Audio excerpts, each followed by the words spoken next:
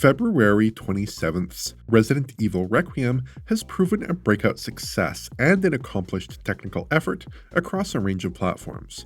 But two other Resident Evils were smuggled in on the same release day, ports of RE7 and RE Village for Nintendo Switch 2. These are somewhat less taxing games that should make for a simpler porting process. That said, these ports have a few quirks that you might not expect from a typical Switch 2 conversion.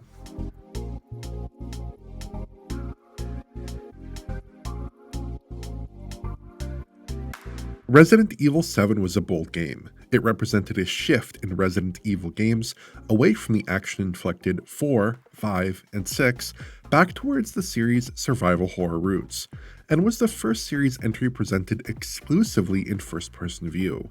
It was the first outing for Capcom's RE engine, which would go on to power most of the studio's big-budget efforts in the PS5 era, and its decision to target 60 FPS on consoles also cast it apart from its AAA contemporaries, which largely stuck with 30 FPS instead. On Switch 2, we see general alignment with the PS4 code. Settings appear similar enough across the two consoles. There is a quirk with the game's gamma presentation on Switch 2, however, where blacks appear somewhat lifted relative to the other platforms, at least in my capture. I'm not sure exactly where this issue is coming from, but it does appear to be a game-specific issue. On top of that, there is one visual settings tweak that favors Switch 2, less aggressive shadow cascades. The volumetric resolution appears somewhat reduced on the portable. Perhaps that's because volumetrics may be set as a percentage of resolution, as Switch 2 renders at about 720p in docked play, which is upscaled to 1080p, likely using DLSS. PS4 in contrast appears to be 1080p flat, though using RE Engine's dated TAA. In practice though, image quality on Switch 2 is substantially improved over the decade-old PS4 version. Foliage doesn't flicker distractingly, specular lighting is more stable, and the imagery is similarly sharp. The delivered imagery is what counts here, not the internal resolution. And Switch 2 delivers a higher quality picture. Both platforms are smeared with post-process effects, however, including an overbearing chromatic aberration, so neither is especially precise looking. Screen space reflections also suffer on Switch, though again a lower internal resolution may be the culprit here. Frame rates? Well, those are pegged tightly to 60 FPS on both platforms, with no variance in my testing. I didn't get very far in RE7, but the game's smaller environments and geometrically simple interiors are likely fine throughout. This was a mid-generation 60 FPS PS4 title, and one of Capcom's first excursions into key 8th gen visual tech, so this is the kind of game that comfortably slots into Nintendo's hybrid.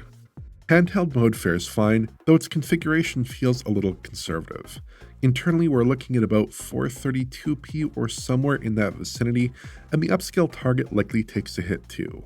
It's a blurrier image that can look a little rough in the game's opening exterior segment, though dark interior spaces prove a decent fit for the rendering setup. Frame rates are pegged to about 60 FPS as well, and I didn't notice the game dropping obviously or stuttering in my gameplay.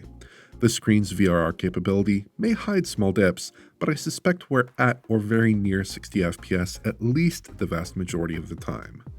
I walked away from RE7 not terribly surprised by the Switch 2 output. If anything, Switch 2 probably veers towards underperformance given its low internal resolutions. But games of this vintage do tend to work well on Nintendo's new console, and Resident Evil 7 proves a very enjoyable experience.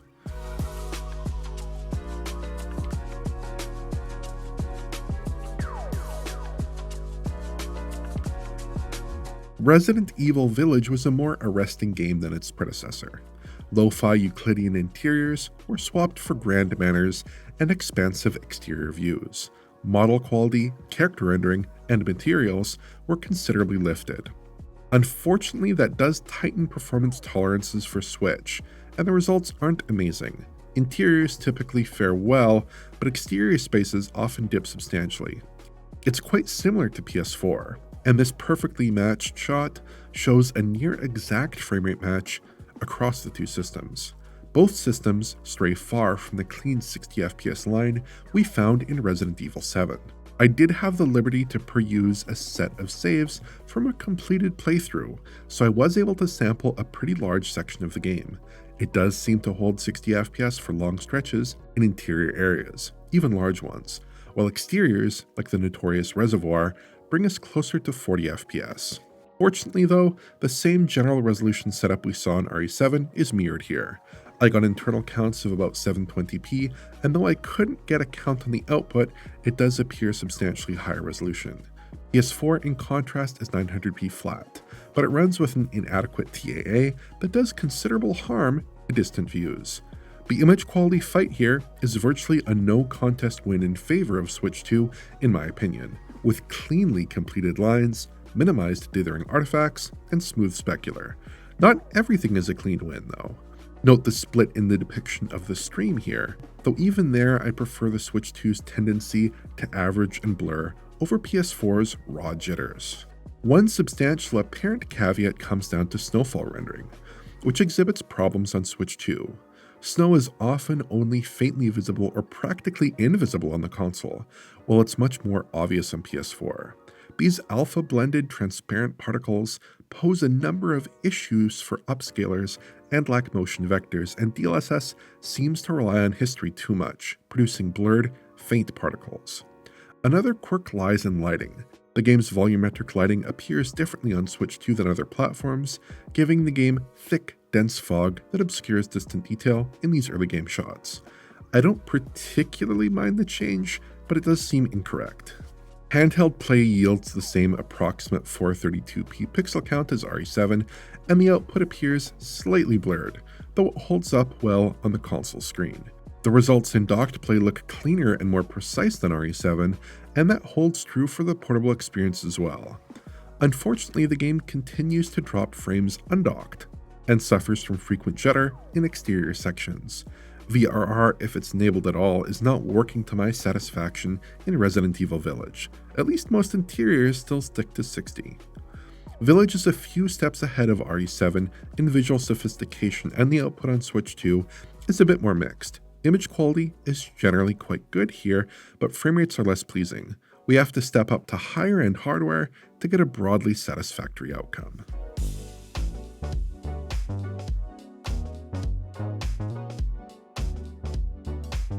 Beyond the PS4, Resident Evil 7 and Village also shipped on current-gen consoles.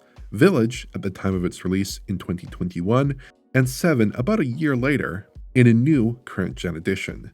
That means we have the Series S release to look at as well, though my comparisons are a bit more cursory here owing to time limitations. My basic sense is that Switch 2 and Series S are broadly comparable in Resident Evil 7, aside from the color quirk I mentioned earlier. Settings are better on Series S, though often not obviously, and image quality seems somewhat similar. Series S is doing a 1440p checkerboard, so the picture is a bit sharper on that machine. Both machines now have a stable 60, so performance isn't an issue. But on Series S, you can engage a ray tracing toggle which adds RTGI and RT reflections to the picture. Indirect lighting quality is improved substantially, at the cost of performance. Series S is an unstable 60 FPS in this mode, which may be tolerable with VRR, providing you have an appropriate display. Resident Evil Village tilts the image quality question towards Switch 2, owing to the way that Village's TAA mangles the branches and foliage and wide exterior shots on Series S. Microsoft's console does score a win in performance terms though, clocking a stable 60 FPS, which feels much better to play than Switch 2's output. Ray tracing mode is less usable here, owing to very degraded performance in most areas, so I would skip it personally. It's an interesting option to have, but poorly suited for the hardware. Series S sets itself apart from Switch 2 here in its rendering choices. Checkerboarding over DLSS, ray tracing over rasterization, but I'd venture that the results aren't that far off. RE7 is close, while RE8 favors Switch 2 in image fidelity, but Series S in performance. Ray tracing is a nice to have that nonetheless isn't that appropriate for Series S. Overall, I think Resident Evil 7 is a generally good Switch 2 port, while Village is less so. Both prove technically competent, both appear to make use of the system's powerful upscaler, and both remain attractive. But 7 locks to 60, while Village stubbornly refuses. More conservative settings or a scaled back framerate target could have helped here. Village is a bit like the recent Resident Evil Requiem Switch 2 version, a game that impresses but the gamers sensitive to frame rate fluctuations should skip in favor of a more powerful machine. Capcom seems uninterested in frame rate caps for their signature horror franchise, which is unfortunate. If you enjoyed this video, please like, subscribe, and press the bell for YouTube notifications. Check out the Patreon at patreon.com/digitalfoundry for exclusive and early access content, and to get in touch, use social media.